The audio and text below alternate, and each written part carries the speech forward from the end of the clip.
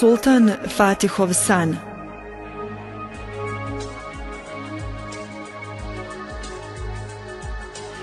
Sanjao sultan Mehmed Fatih san, veliku vatru, a oko te vatre neki nepoznati ljudi, njih trojica. Odmah kad je ustao, pozove svoje tumače snova i ispriča im san. Međutim, tumači su lagali i nisu dobro znali da protumače sultan Fatihov san. Pa i sam sultan Fatih nije bio zadovoljan sa njihovim tumačenjem. A nekako ga je u prsima mučio taj san i nije mogao da ga zaboravi. Pa sultan Fatih pošalje po jednog rifaijskog šejha koji je bio vješt i znan u tumačenju snova, čak i onih najzamršenijih. Uzvišeni Allah Đelešanuhu ga obdario tumačenjem snova. Doveli su šejha kome je bilo ime Muhammed pred Fatiha i sultan Fatih reče: Šejh Efendija, zvao sam te da mi protumačiš jedan moj san.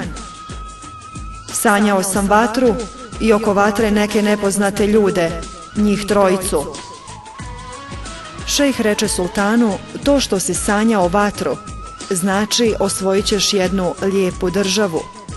Puna je izvora, lijepih planina i lijepog drveća. Ova zemlja je toliko valovita i lijepa. Ova zemlja je toliko lijepa kao i džennet na zemlji, a ta zemlja bit će Bosna. Bosna je rekao. A ona trojica ljudi oko vatre tebi nepoznati su Ebu Bekir, Osman i Ali Alija. Ebu Bekir znači da će u toj zemlji uvijek biti iskrenih Allahovih robova sve do sudnjeg dana. Osman znači da će u toj zemlji uvijek biti stida i Allahovih evlija kada nigdje ne budeš mogao ih naći. Tamo, u toj zemlji ćeš naći evlije Allahove posebne robove. Jer Osman radijallahu anhu se stidio i dva meleka.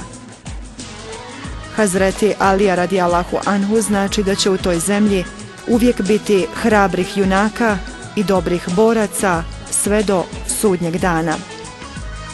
Tada sultan Fatih reče: o šejhu, zašto ja nisam sanjao Omera sina Hatabova? Šejh reče: u toj zemlji nikad neće biti pravde sve do sudnjeg dana. Zato, pašo, nisi sanjao Hazreti Omera radijallahu anhu. O pašo, da li si imao drva da još dodaš vatri? Sultan reče: ne šejhu, sve što je bilo na vatri je. Izgubit ćeš je sultanu zbog razvrata, mita i laži.